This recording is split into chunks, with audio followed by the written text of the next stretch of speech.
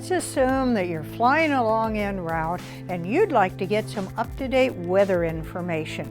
The easiest way to do that is to subscribe to Sirius XM Aviation Weather, which sends weather information to an airborne receiver for a monthly fee. Or you could have ADS-B in equipment that you can use to receive FIS-B information in your airplane for free. FIS-B, often called FSB, stands for Flight Information Service Broadcast. If you have a FSB capability or an XM weather subscription, either on a tablet or on a receiver that talks to your GPS, you can get the latest weather information available. This includes the latest METARs, terminal forecasts or TAFs, pilot reports or PIREPs, and notices to airmen or NOTAMs in a text format. You can also receive graphic displays of AirMets, Airmen's Meteorological Conditions, SIGMETs, Significant Meteorological Conditions, Convective SIGMETs, and NEXRAD radar. Plus, you can receive information about the status of special use airspace, like restricted areas, and of temporary flight restrictions, or TFRs. We'll discuss these weather reports and products in detail in the weather lessons later in the course. But what if you don't have the fancy equipment that allows you to get the in-the-cockpit weather, such as FSB? In that case, you can call flight service on the radio. In addition to filing and closing flight plans on the ground as well as in the air, flight service can provide weather information to you over the radio. You just need to know how to contact them. So let's take a look at the IFR low altitude en route chart and look at the Cedar City identification box. Let's assume you're in the vicinity of Cedar City and you want to talk with flight service. Well, when you look at the box, the first thing you notice is that under the box, Cedar City is shown in brackets. The second thing you notice is there are frequencies listed on top of the box. These are frequencies that flight service transmits and receives on there at Cedar City. Now, in the conterminous 48 states, the people you will be talking to will be located at only one of 3 physical locations. Even so, the location of the transmitters is often referred to as a flight service station, or FSS. And in this case, even though there are no flight service personnel on the ground at Cedar City, when you use these frequencies to call flight service, you would call them Cedar City Radio.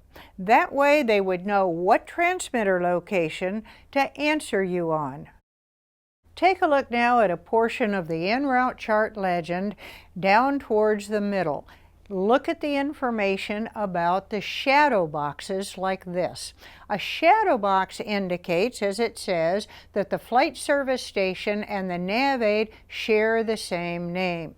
Now, the FAA is moving away from that convention in the lower 48, but you'll still find shadow boxes like this on Alaska charts. Now, if you look back on the en route chart at the box for the Cedar City VOR, you'll notice that the Cedar City VOR frequency has a line underneath it. That line means there is no voice capability on that frequency. Flight service does not have the ability to transmit to you over the Cedar City VOR frequency. However, if you look over at the Milford VOR, you'll find that the VOR frequency 112.1 does not have an underline. And you see that printed above the communication box is 122.1R, and in brackets under it, Cedar City. This means that flight service can receive on 122.1 and transmit to you on the Milford VOR frequency of 112.1. So if the other frequencies didn't work for some reason, or you were closer to Milford, you could transmit on 122.1 and flight service would transmit back to you on the Milford VOR frequency of 112.1. So the 4 frequencies that would be available in the vicinity of Cedar City to communicate with flight service are 122.6, 122.2, the emergency frequency 121.5, and you could also transmit on 122.1 and listen on 112.1, the VOR frequency for Milford. For another example, let's take a look at College Station, Texas.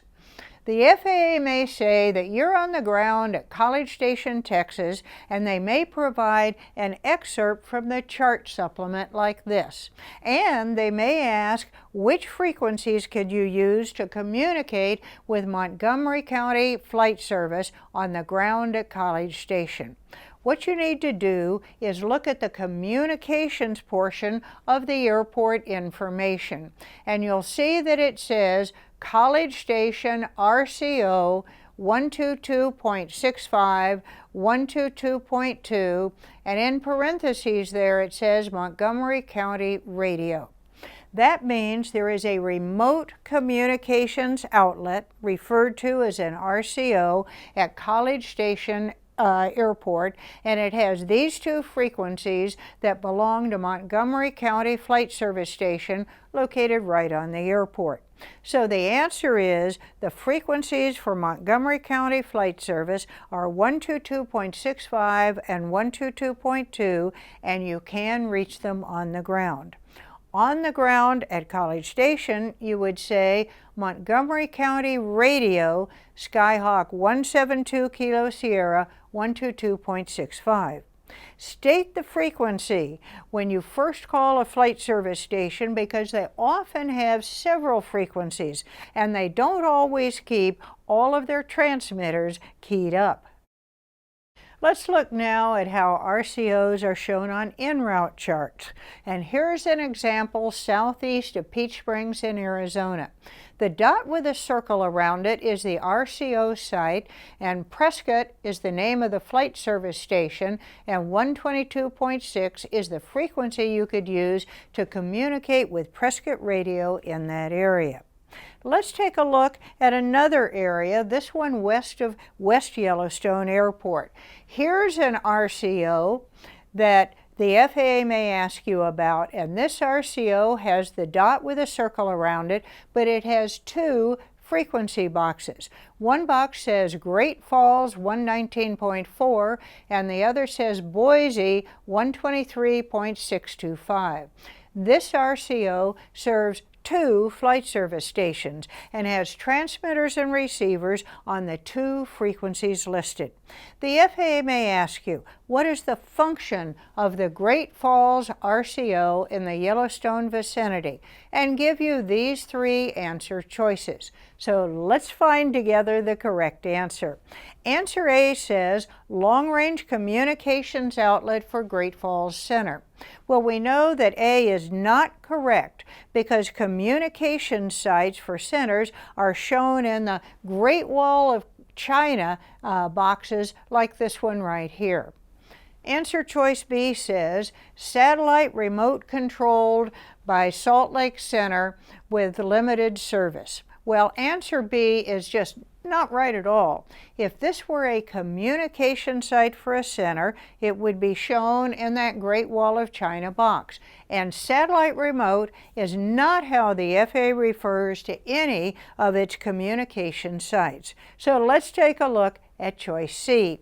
And it says remote communications outlet for Great Falls FSS. And that's correct because the box to the right says Great Falls 119.4. You'll want to know that in addition to any frequencies listed in or on top of a box, flight service can always transmit and receive on 121.5, the emergency frequency. Let's jump to a new en route chart section out on the West Coast, and let's take a look at the Paso Robles Vortac identification box. You may be asked what service is indicated by the inverse H symbol. By inverse, even the FAA doesn't mean upside down, since an H looks the same upside down or right side up, correct? They want to be sure you know what service is available as indicated by that black circle with a white H inside it. Well, you don't have to try and memorize what that symbol means because you can look it up in the legends. During your test, you will not be told when and where to look in the legends.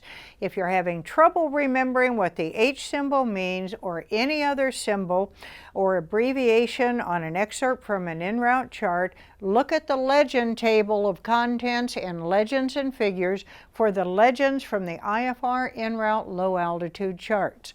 For our inverse H symbol, find the left column there and go down the left column until you find that black circle with a white H inside it. And it says that means they have HIWAS, H-I-W-A-S, available. Now, HIWAS stands for Hazardous In-Flight Weather Advisory Service. And this is a voice recording telling you about hazardous weather that is broadcast over selected VOR and Vortac frequencies. This H in the black circle means that HIWAS recordings are broadcast on the frequency of that nav aid. You and I have now covered how to find information in flight, including flight service frequencies on en route charts, in the chart supplement, and how to determine if a nav aid has a HIWAS broadcast. That's valuable stuff.